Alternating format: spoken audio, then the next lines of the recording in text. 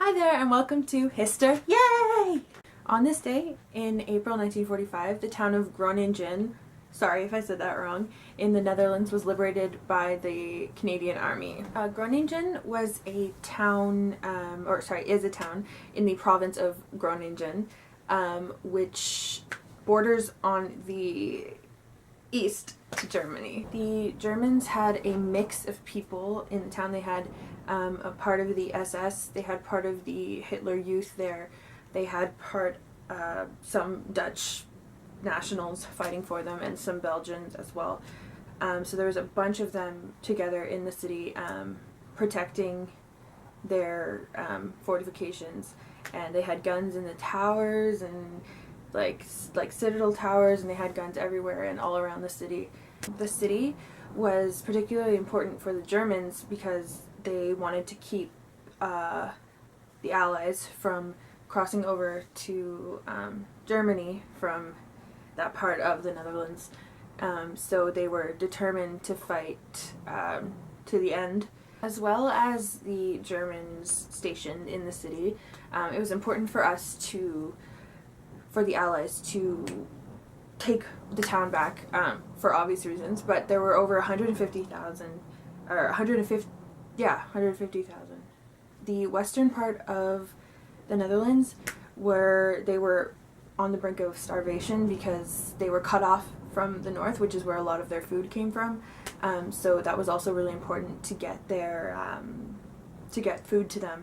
Groningen was also the headquarters of the, let me try this, Sicherheidsdienst.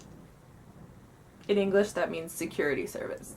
So that was part of the headquarters of a part of the SS. So, of course, another important reason for us to take the town. The actual battle began on the evening of April 13th, 1945, which was 70 years ago today. And it started with hand-to-hand combat in a lot of the houses. And then it accumulated into the town square where a lot of the Germans were hiding, and there was a lot of snipers, and because in the main squares there's churches and stuff, so the snipers were up in the towers of the churches and everything. So so that's where the worst of it happened. But in the end, we ended up taking the city, and there were about 100 civilian casualties. So compared to 150,000, that's a pretty good number. As well as the civilian casualties, it is estimated that around 210 Canadians lost their lives in that battle. The battle ended on April 16th, 1945, when the German commander surrendered.